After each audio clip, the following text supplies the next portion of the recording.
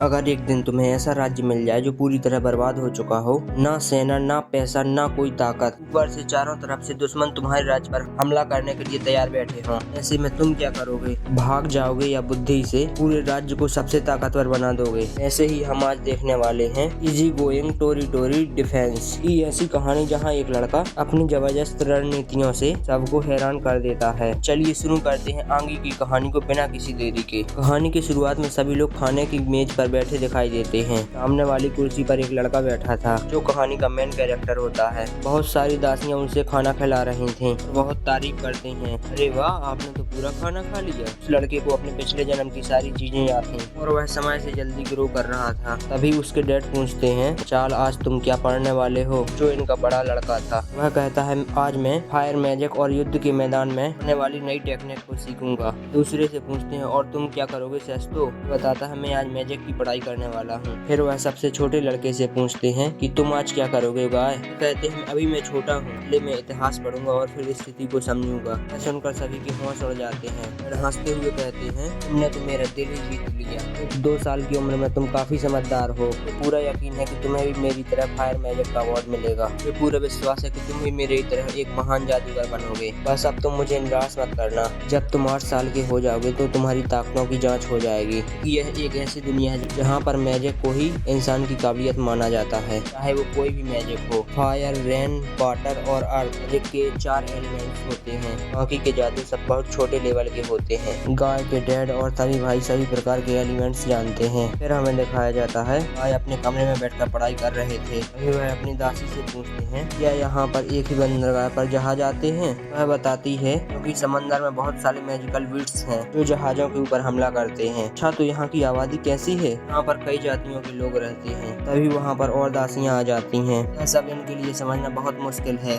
उनसे माफी मांगती है। हंसते हुए कहते हैं, कोई बात नहीं, क्या तुम मुझे मैजिक के बारे में और बताओगे? उन्हें मैजिक क्रिस्टल के बारे में बताती है। क्रिस्टल जादुई ताकतें अवशोषित करते हैं और अलग अलग मैजिक के हिसाब से अलग अलग टूल्स भी बनाते हैं। अभी सामने एक टीचर आकर उनके सामने बहुत सारी किताबें रख देता है। अभी आप सिर्फ 2 साल के हैं। मुझे अच्छे से पता है कि आप मैजिक और मैथ के बारे में जानना चाहते हैं। इनका नाम मैस वार्डर था। राजा के बहुत करीबी नौकर थे। यह बहुत ही गुस्से वाले हैं। राजकुमार उनसे छिपने लगते हैं, उनसे जोड़ने के सवाल पूछते हैं। कहते हैं, आज से मैं आपका टीचर हूँ, मैं आपको पढ़ना लिखना सिखाऊंगा। सुनकर लॉर्ड मैन के होश उड़ जाते हैं। लेकिन मजबूरी में ही सही, दिन में मैंने बहुत कुछ सीख लिया था। लॉर्ड मैन को बहुत गुस्सा आ रहा था, लेकिन उन्होंने लगातार मुझे 2 साल पढ़ाया। राजकुमार अब 4 साल के हो गए थे। फिर हमें अगले सीन में दिखाया जाता है कि सबसे प्रिय दासी उन्हें मैदान में उन्हें तलवारबाजी सिखा रही थी। वो कमाल की प्रैक्टिस कर रहे थे। लॉर्ड मैन को हरा देती है। लॉर्ड मैन हाथ धोकर उसके पीछे पड़ जाते हैं। तभी सामने और दासियां आकर उन्हें रोक लेती हैं। लॉर्ड मैन को उकसाती हैं कि इसने आपका अपमान किया है,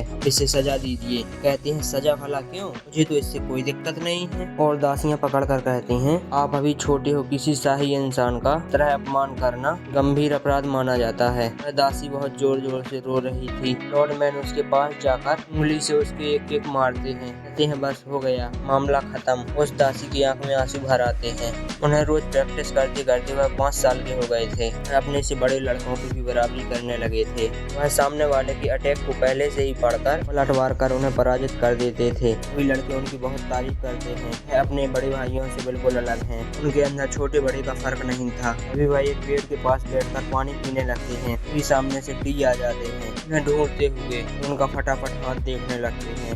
वाह, आपके तो एक भी छाला नहीं होगा, आपके हाथ तो एकदम बिल्कुल मुलायम हैं। यह देखकर उन्हें बहुत खुशी होती है। वह दिन रात मेहनत कर रहे हैं। आपको इस राज्य की रक्षा करनी है, इसीलिए मैं आपको इस दुनिया का सबसे ताकतवर तलवारबाज बना दूंगा। लॉर्ड मैन कहते हैं, मैं तलवारबाजी और पढ़ाई दोनों साथ साथ करूंगा। टी कहता है, अभी मेरी प्रैक्टिस का टाइम है, इसीलिए अभी तो मैं आपको सिखा सकता हूँ। कहते हैं, हाँ क्यों नहीं, लेकिन थोड़ा आराम से सिखाना। हंसते हुए कहता है, मुझे पता है कि आप अभी एक छोटे से बच्चे हो। लॉर्ड मैन का दिल डी पर भरोसा नहीं कर रहा था। दोनों प्रैक्टिस चालू कर देते हैं। प्रैक्टिस करते करते थक जाते हैं। वह वहीं पर बैठ जाते हैं। वह कहते हैं, अरे यह तो कोई दानव जैसा है। तभी वहाँ पर दासी आ जाती है टावल लेकर कि आज आपने बहुत मेहनत की है, अपना मुँह पोंछ लीजिए। वह उसे थैंक्स बोलते हैं। वह अपने पुनर्जन्म के बारे में सोचकर बहुत खुश होते हैं। आखिर मुझे वह सुख मिल रहा है जो पिछले जन्म में कभी नहीं मिला, और अब मैंने भी ठान लिया है कि अब इस जिंदगी में पूरी जिंदगी भर मजे करूंगा। वहीं पर एक्सरसाइज कर रहा था। अगले सीन में हमें दिखाया जाता है कि लॉर्डमैन अपने सैनिकों के साथ मार्केट से निकल रहे थे और अब वह 6 साल के हो गए थे कि मार्केट में अलग पहचान हो गई थी। किताबें पढ़ पढ़ कर परेशान थे। रोज रोज पढ़ाई करते करते और प्रैक्टिस करते करते मैं थक गया हूँ।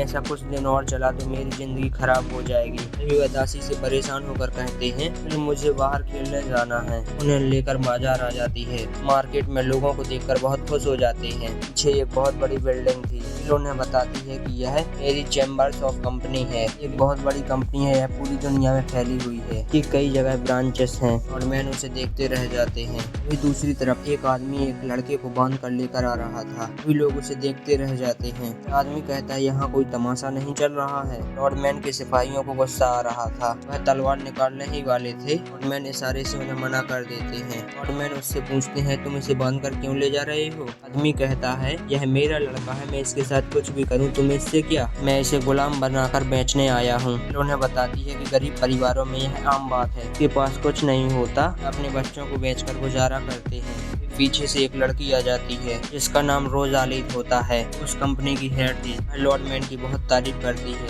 यहाँ से कुछ भी ले जा सकते हैं, की सेवा करने में मुझे बहुत अच्छा लगेगा। आदमी घबरा जाता है, अरे यह जो राजकुमार हैं, मैंने इनसे क्या कह दिया? लॉर्डमैन रोजाली से पूछते हैं तुम बताओ इस लड़के को गुलाम बनाने के कितने पैसे दोगी? लड़के की तरफ देखकर पूछती है तुम किस जादू में माहिर है? का बाप बोलता है चोरी के जादू में माहिर है। मैजिक के हिसाब से मैं तुम्हें 3 चांदी के सिक्के दे सकती हूँ। आदमी उस लड़के को नीचे गिराकर लात मारने लगता है। बेकार है, तेरे बस इतने कम पैसे मिल रहे हैं। रोजाली उस आदमी को रोकती है, तुम्हारा बेटा है ना, इसे मत मारो। मुंह से खचोड़कर दूसरी तरफ ले जाने लगता है। हम तुम्हें कहीं और बेचेंगे। लॉर्डमैन कहते हैं रुको, मैं इसे खरीदूंगा। 5 बड़े चांदी के सिक्के में मंजूर है। लॉर्डमैन किल से पैसे मांगकर उसे दे देते हैं। वे पैसा लेकर वहाँ से भाग जाता है। लड़के को वहीं पर छोड़ देता है। लॉर्डमैन उसके रस्सी काट के बोलते हैं लो अब खड़े हो जाओ, डरो मत, तुम्हें कुछ नहीं होगा। अपना इंट्रो देते हैं और अपना नाम बैन बताते हैं और अपना हाथ लड़के की तरफ बढ़ाते हैं। लड़का घबराते हुए उनका हाथ पकड़ लेता है और अपना नाम कामासीन बताता है। लॉर्डमैन उसे अपने साथ ले जाने के लिए बोलते हैं कि तुम मेरे साथ रहोगे। वाही बोलते हैं मुझे नहीं लगता कि राजा इसे अपने साथ महल में रखने की परमिशन देंगे, लेकिन हो सकता है गुलाम होने की वजह से परमिशन दे दें। तो यह सुनकर बहुत खुश हो जाता है। लॉर्डमैन कहते हैं रोजाली क्या तुम मेरी मदद करोगी ये कपड़े लेने में? कहती है क्यों नहीं, तुम पहले इसके ऊपर गुलाम का स्टैंप लगा देती हूँ। और एक हाथ में लड़के का हाथ पकड़कर और दूसरे हाथ में लॉर्डमैन का हाथ पकड़कर अपना जादू चलाती है। इससे लड़के के हाथ में गुलाम का टैटू बन जाता है। यह जब तक तुम्हारा गुलाम रहेगा तब तक इसके हाथ से यह टैटू नहीं मिटेगा। इस काम के मैं आपसे पैसे नहीं लूंगी कि आप मेरे पहले ग्राहक हैं। लॉर्डमैन उसका शुक्रिया कहते हैं। लॉर्डमैन को लेकर अंदर जाने के लिए बोलती है। लॉर्डमैन उस लड़के का हाथ पकड़कर अंदर ले जाने लगते हैं। उनकी पर्सनल दासी मेट एवं उनके सैनिक देखते रह जाते हैं। अगले सीन में हमें दिखाया जाता है लॉर्डमैन खाना खा रहे थे कि उनका गुलाम जिसे उन्होंने खरीदा था खबर देता है कि डिप्टी कमांडर आपको हर जगह ढूंढ रहे हैं। मैन उसे खाना देते हैं और उसे डिप्टी से झूठ बोलने के लिए बोलते हैं मैं यहाँ पर नहीं हूँ। कहता है कि उन्हें पहले से पता है कि आप यहाँ पर ही हैं। लॉर्डमैन गुलाम का लोगो ढकने के लिए बोलते हैं। का कहता है इसमें कोई दिक्कत नहीं है, हमारे रिश्ते का सबूत है और यदि तुम कहते हो तो ढक लेता हूँ। वहाँ पर डिप्टी कमांडर आ जाते हैं। लॉर्डमैन छिप जाते हैं तो उन्हें चारों तरफ देखने लगते हैं। मुझे खबर मिली है कि वह यहीं पर हैं।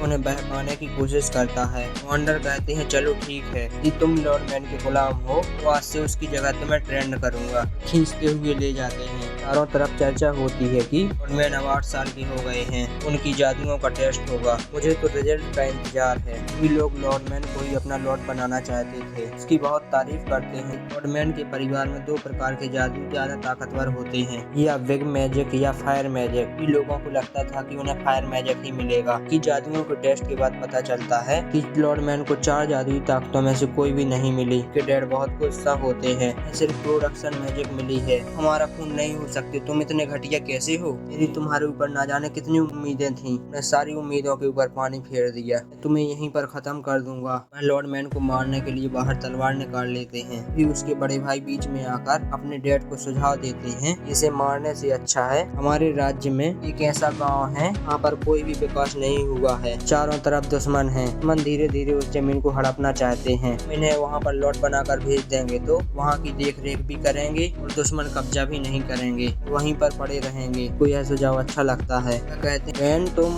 गाँव के लॉर्ड बनोगे, तैयार होकर यहाँ से निकल जाओ। अच्छा किया रूसिया, तुमने बेकार चीज का कोई काम तो निकाल दिया। और वहाँ से चले जाते हैं। उनके जाते ही रूसिया वैन से माफी मांगता है। इतने खतरनाक सुझाव के लिए मुझसे नफरत मत करना, यदि नहीं बोलता तो वो तुम्हें मार देते। वैन कहता है यदि आप नहीं होते तो आज मैं सच में मर जाता। आपका बहुत बहुत शुक्रिया। रूसिया कहता है घबराना नहीं, मुझसे जो हो सकेगा मैं तुम्हारी मदद जरूर करूंगा। दोनों हाथ मिला लेते हैं। अगले सीन में हमें सुबह दिखाया जाता है। जैसे ही उनकी पर्सनल दासी को यह पता चलता है, जोर जोर से चिल्लाने लगती है वह ऐसा कैसे कर सकते हैं। सामान पैक करके वहाँ से जाने लगते हैं। डिग्गी में उनका सामान रखा जाता है। बहुत खुश थे, पढ़ाई और तलवारबाजी से छुटकारा मिल जाएगा। एक भी सिपाही नहीं मिला था। उनके बड़े भाई ने उनके साथ 10 एडवेंचर को भेज दिया था। वह सोचते हैं पहले तो मुझे कुछ भी नहीं मिला था, मैं अपने गुलाम को बस अपने साथ ले जा सकता था, पर मेरे बड़े भाई ने मुझे यह सब दिया, इसीलिए मैं उनका दिल से शुक्रिया अदा करता हूँ। ये दौड़ती हुई दूसरी तरफ से उनकी पर्सनल सेक्रेटरी आ जाती है, कहती है मैं तो आपके साथ ही चलूंगी। सामने से डिप्टी कमांडर आ जाते हैं कि मैं भी तुम्हारे साथ चलूंगा, मैं वहाँ तब तक रहूंगा, तलवारबाजी मुझे आती है, मैं आपको ना सिखा दूं। सुनकर लॉर्डमैन की खुशी पर पानी फिर जाता है,